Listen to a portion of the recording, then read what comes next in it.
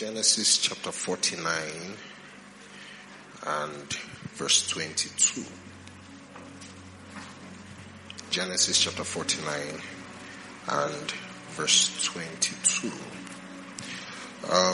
This morning is a special service because our Father in the Lord is going to be with us in the house this morning.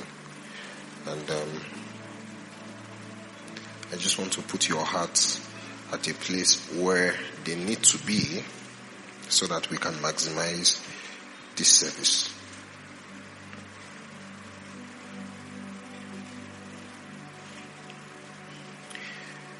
Joseph is a fruitful bough, even a fruitful bough by a well, whose branches run over the wall.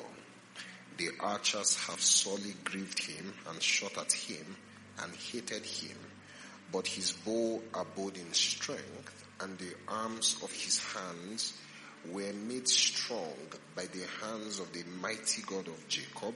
From thence is the shepherd, the stone of Israel, even by the God of thy father, who shall help thee, and by the Almighty, who shall bless thee with blessings of heaven above, blessings of the deep that lieth under, blessings of the breasts and of the womb.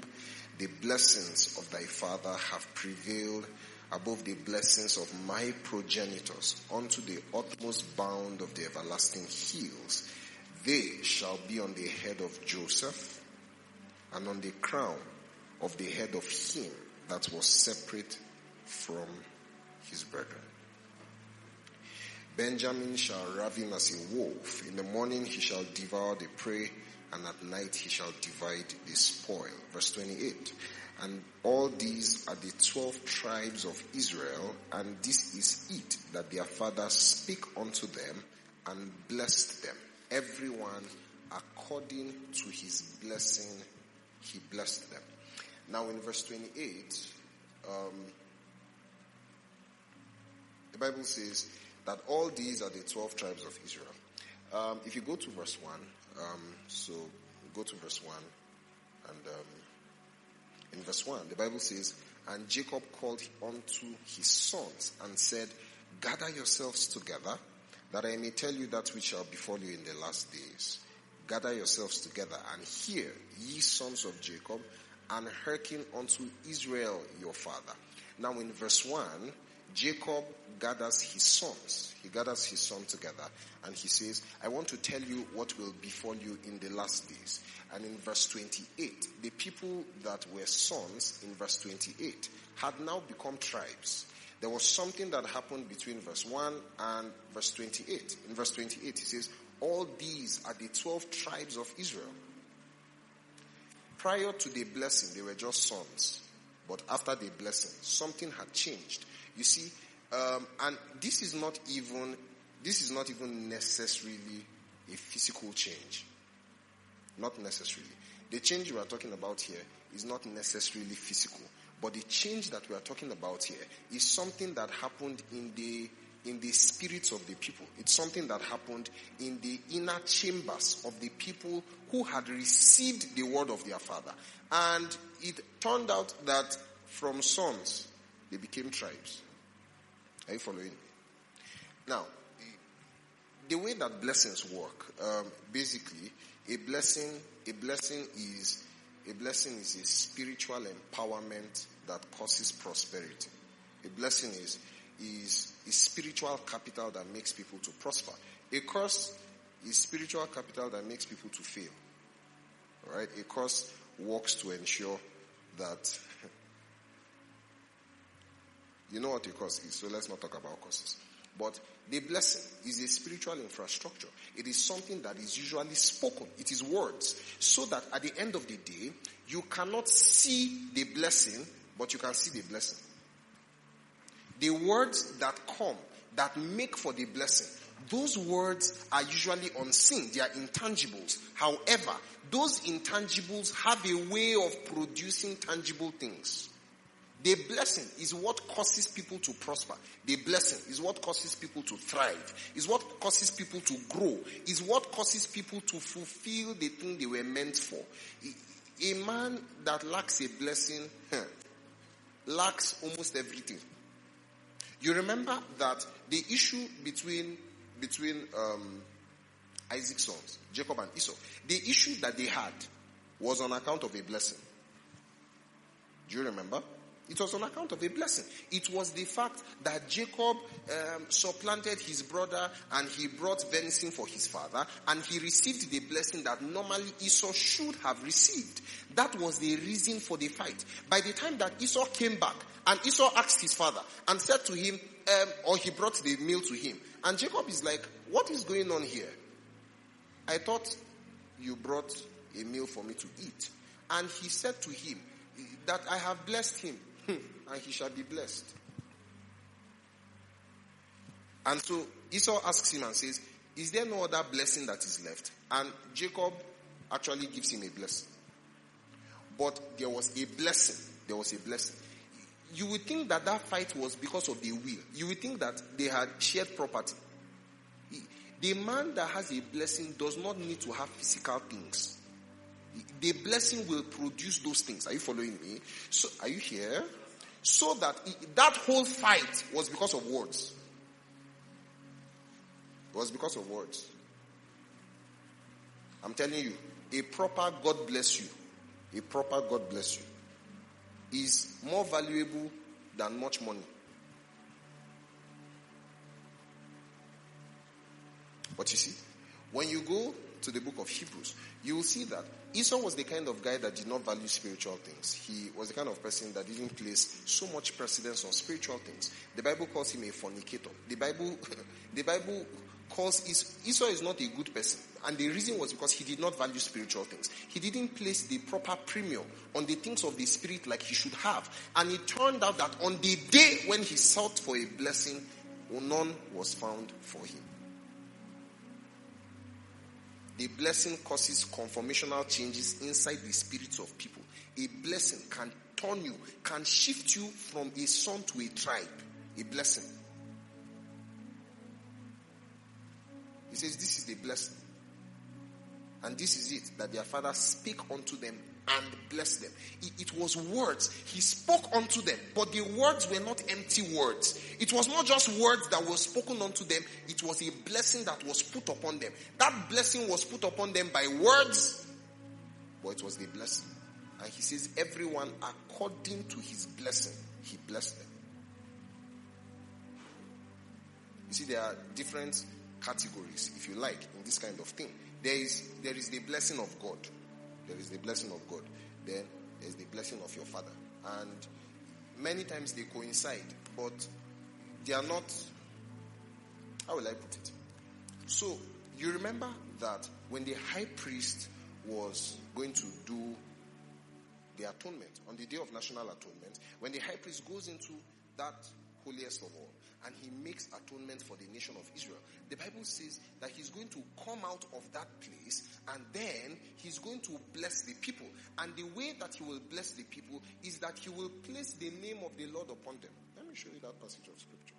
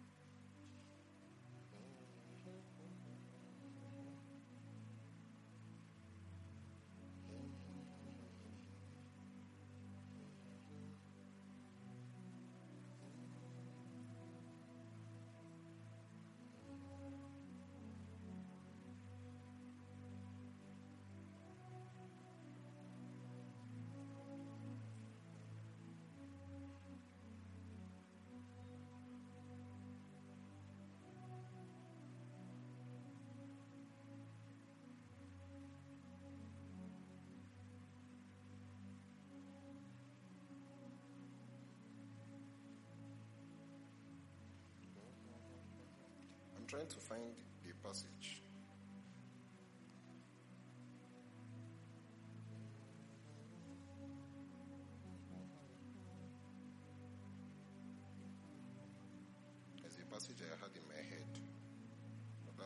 passage.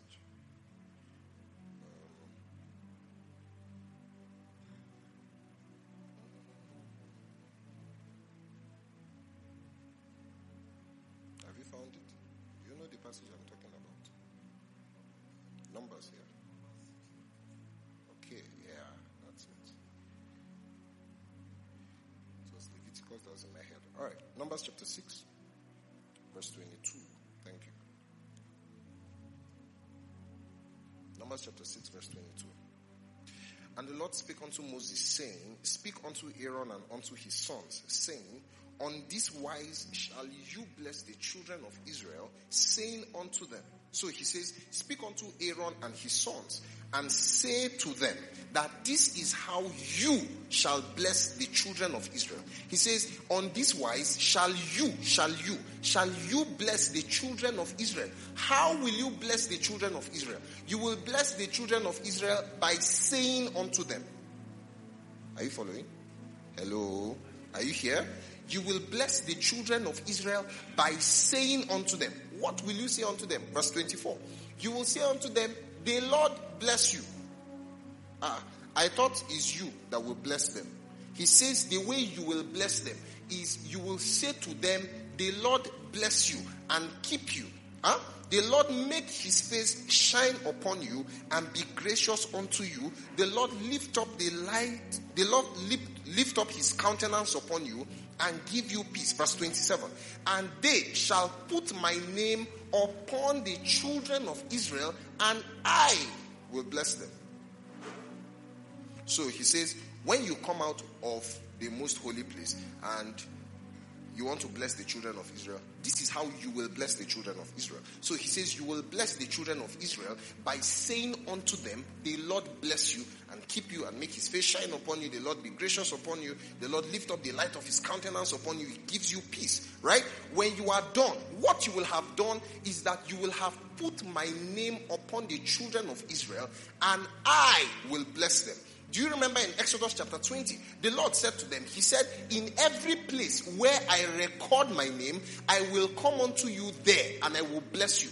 So that the blessing that the high priest will make is to place the name of the Lord upon the children.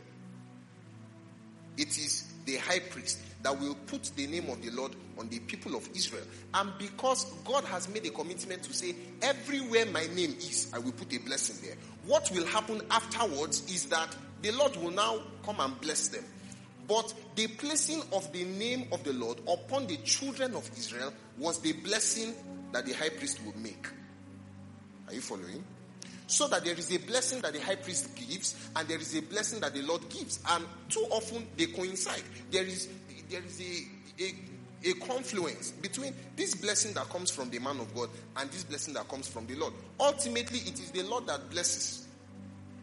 But the Lord blesses by using the man to bless. Do you understand? The Lord blesses by using the man to bless.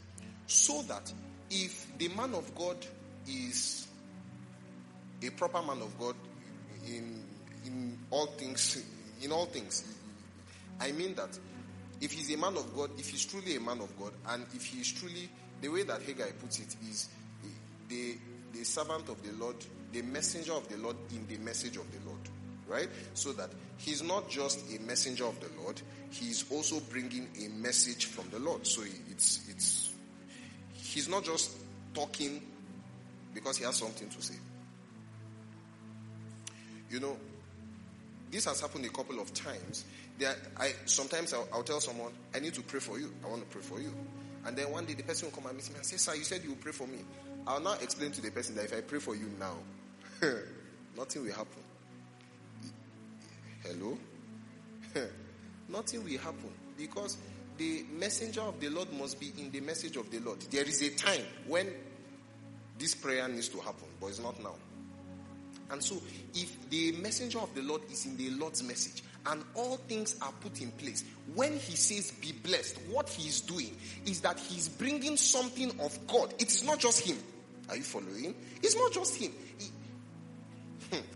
I'm saying to you that the words that the man of God brings, they are not empty words if he is standing in the message of the Lord.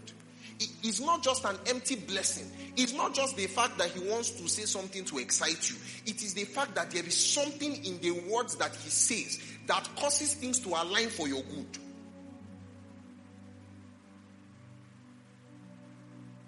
A blessing is more than something to excite you. It should excite you, but even more. It will do more than excitement.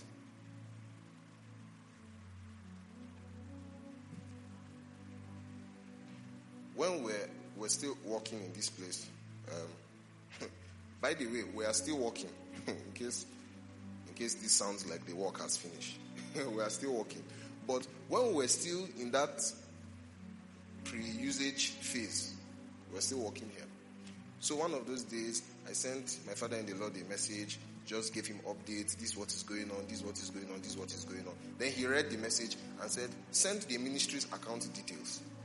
Hey, in my heart, I'm telling you, we didn't have money, but I was not happy. It's not money I wanted. I wanted you to say something. Are you following me? Are you here? I'm saying to you that the words from his mouth is more important, is more valuable than the money. Is more valuable. It is more valuable. It is because I know the power of spiritual things. I know how that blessings can cause things to just begin to fall in place.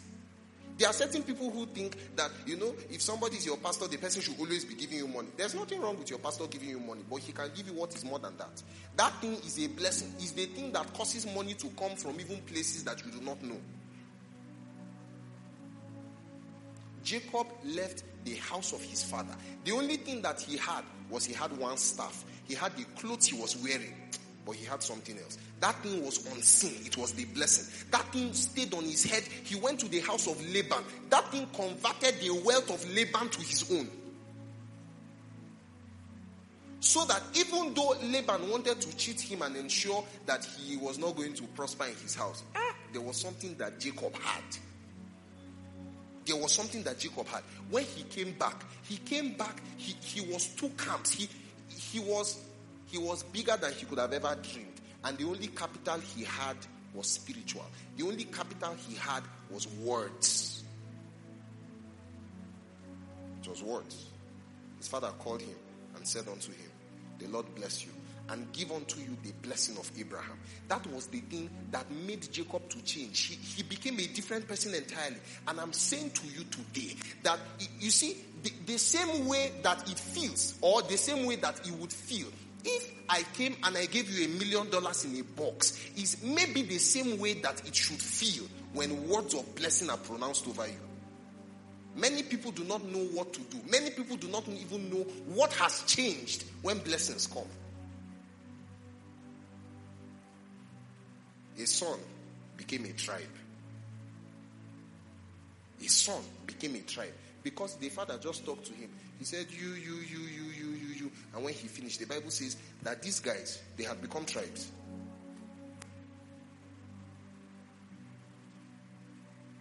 And I'm saying to you that when all things are aligned, the messenger of the Lord in the message of the Lord, when it is aligned, the blessings that he speaks, they are blessings of the Lord.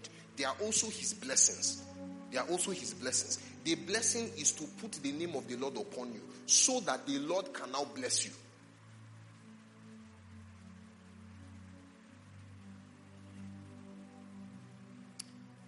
Let's go back to the Genesis 49 passage. And in Genesis chapter 49,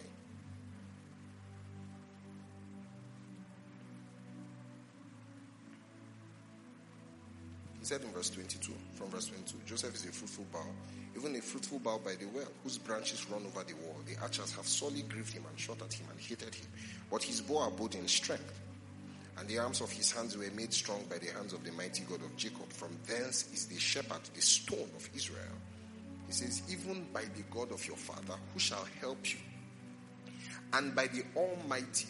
So he says, Your hands will be made strong. His hands were made strong by the hands of the mighty God of Jacob. His hands, the hands of Joseph, were made strong by the hands of the mighty God of Jacob. Then he now proceeds to explain this mighty God of Jacob. He says, he is even the God of your father, who shall help you. And he is the Almighty, who shall bless you with blessings of heaven above, blessings of the deep that lies under, blessings of the breasts and of the womb. Verse 26. He says, the blessings of your father have prevailed above the blessings of my progenitors. The way that the King James puts it, you may not understand what is going on here. So if you have the NIV, let me have. Do you have the NIV? Can you put it? You have it? Let me see it, please. Or let me read it. I have my own.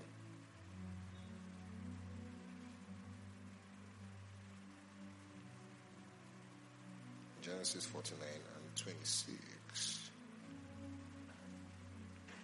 He says, your father's blessings are greater than the blessings of the ancient mountains, than the bounty of the age-old hills. Now, what he's saying is that there are blessings, for instance, there are blessings that come from the hills. You know, you can begin to explore the hills and you can find precious stones, you can find diamonds, you can find whatever. You can find resources, minerals, you can find oil. There are so many things that you can find in the hills that can be called a blessing. For example, if I give you $1 million today, it's a blessing. Hello? Oh, it's not a blessing for you. It is for me. It is for me. It doesn't even have to be 1 million for me. It doesn't even have to. Even 100K, I'll manage it. No problem. I'll if you insist. I'll manage it. He says, so there is that kind of blessing. But he says, the blessings of your father, they are greater than the blessings from the ancient mountains. He's saying to Joseph that the things I am saying to you in words by blessings, if you put them together and you put together all of the blessings that you can find from ancient mountains, from the bounty of hills, and you gather all of those things together, this blessing, it surpasses those blessings.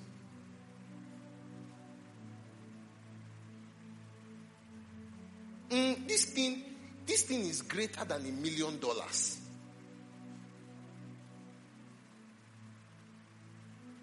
He says, let all these, your father's blessings, are greater than the blessings of the ancient mountains, than the bounty of the age-old hills. Let all these, let them rest on the head of Joseph and on the brow of the prince among his brothers. Hi!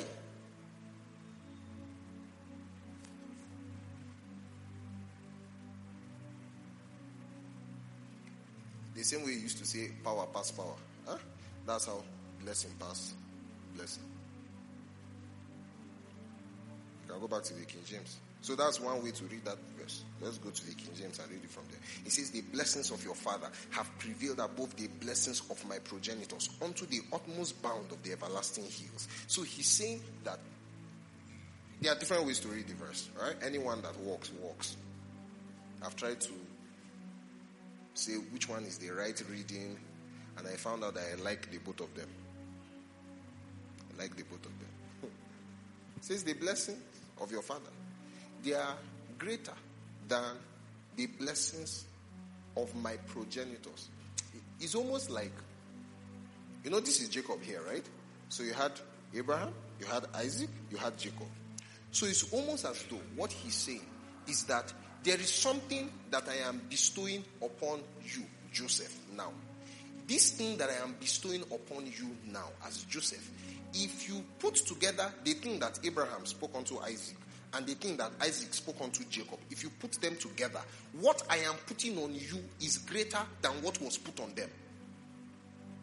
Are you following? Do you see the point? He's saying that there is a blessing that is greater than those blessings.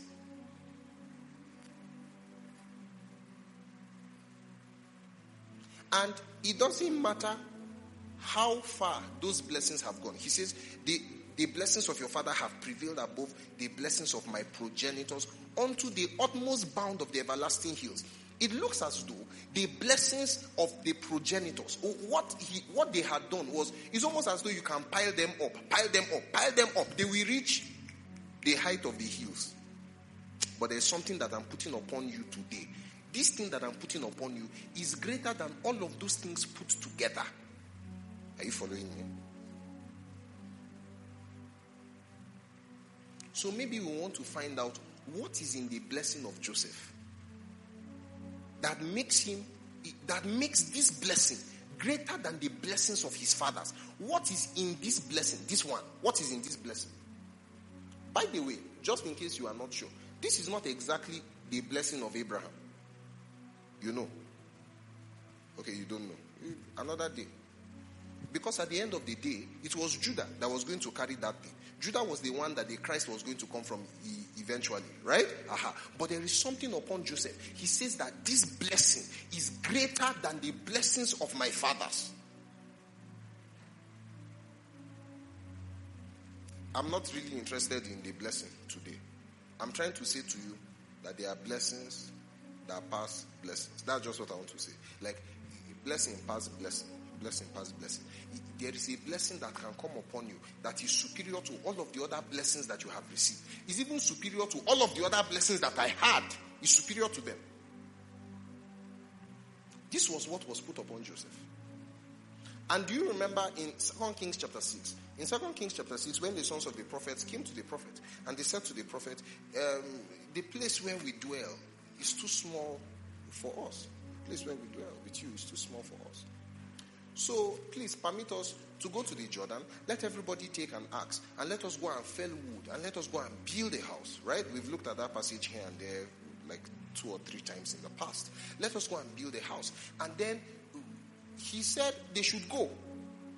And then the sons of the prophet now came to him and said, we want to go like you have said. But please let us not go alone.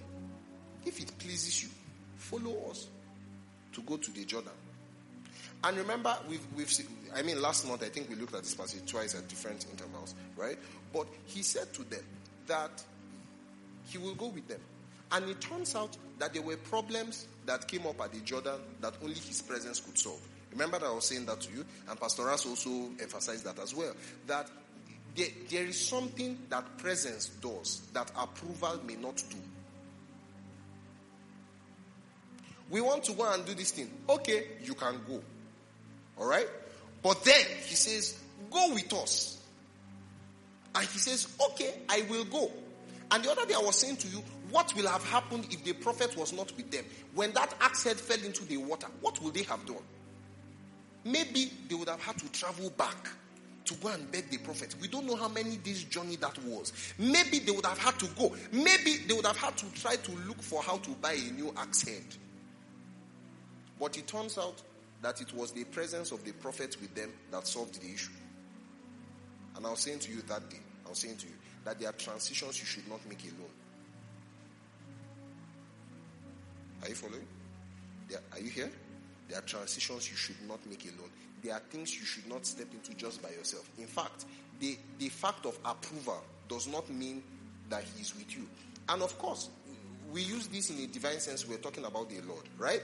But in the immediate context of the passage, it's not the Lord, it was the man. It was the man of God.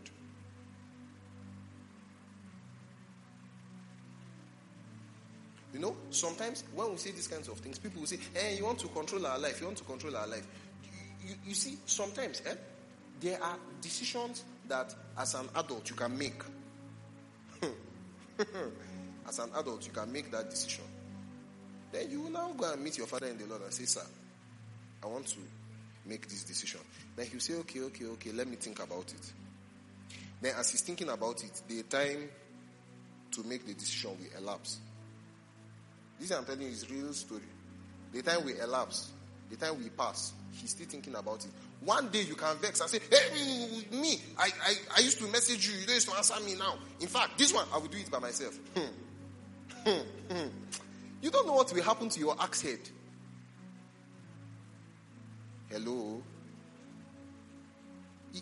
The only thing you know is what is here. You don't know what is in front. And it just might be the case that there will be a problem that will arise on that day, that it is only the presence of this person with you that can solve it.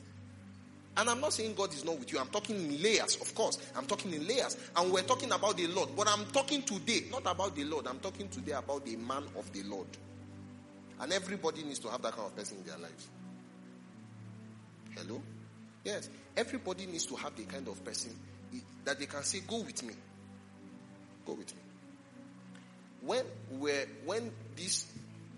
looking for a space, and this place was initially advertised to us, it was not this exact space that was advertised to us. But the place was still in these premises. And then, when we saw the place, I was not particularly interested. In fact, I had told certain people that we're not going to take this place, that there was too many baggage around this space, so we're not going to take it. And then, just because there were no options, and because I just felt for completeness sake, I went and I told my father in the Lord, I said, sir, look at this place that was advertised to us, look at the issues here and there, and I am not interested in this space. That's what I said to him. And he said, this issue is not an issue. This one is not an issue. So if you can take this space, take this space. That was how we started negotiating and all of that. And then we arranged for that space. But then, as God will have it, that space didn't work out, and this space was the one that worked. This space now is a product of many issues. There were many problems that made us come to this place. Eventually, we found out that this place is almost like 2 times the size of that other space for the same cost. When we found this space, and when we entered the place, the first thing that hit us were these very annoying, these demonic pillars. And I did not like it. I didn't like the pillars. I didn't like them at all. So I took a video, sent to my father in the Lord. And if you know my father in the Lord, you know how much he hates pillars. Hey. Anyway, sent it to him. Then he was not in the country at the time. Yeah, he was in the country, so I sent it to him. So we talked back and forth and all of that. And then he said when he comes back, he's going to come see the place. Then he comes back, and then we see the place. And at this time, we are almost out of options. And we had to make a decision immediately. But you see, divine approval is not the same as divine presence. So he came, and he entered into this place. And he said, we can make it work, we can make it work, we can make it work. And then we agreed to take it. We agreed to take this place. It was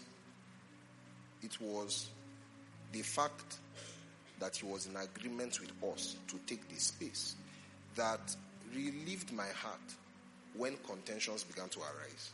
Because there were contentions around this place. Not all of you know, you don't need to know the details. But those that know, there were contentions around this place. Serious contentions.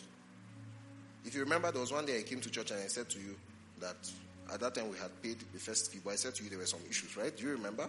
I said to you there were some issues and all of that. There were contentions around this space. But it was the fact that he was with us. When he says go, go is not just go and get it done. It's almost like, are you with me? You know, there are sometimes, that's why I used to say to you, right? That's why I used to say to you, that when you want to marry somebody, it should be your decision. But it should not be only your decision. This is the principle. This is my screen. What's the problem with my screen? Seems like it has been afflicted. It should be your decision, but it should not be only your decision. Because you do not know when axe head will fall inside water. Huh? When you're on the road to the marriage, or you are inside the marriage, an axe head will fall inside the water. Let it not be the case that when you meet your father in the Lord, the first thing that will be in his mind was, I told you so. You know, if he's a nice person, he won't really say it. Me, I'm not nice. No, I'm not nice. I say, wow, these are the issues. But Yusef, Shebi, I tell you, say, may you not marry the guy. Anyway, since we are here, let it be the case that he went with you. That as you entered into the marriage, he was with you. Are you following me? You see, this our 21st century nonsense independence. Nobody can tell me what to do. Nobody can control me. Nobody can. Me, I'm a man of my. I don't even know how to say it. I'm a free thinker. Independent woman. Let it be the case. Are you hearing me? Let it be the case that you are not alone. That when you went to Jordan, he was with you. Because there might be issues that come up in Jordan that only the presence of the prophet will be able to solve.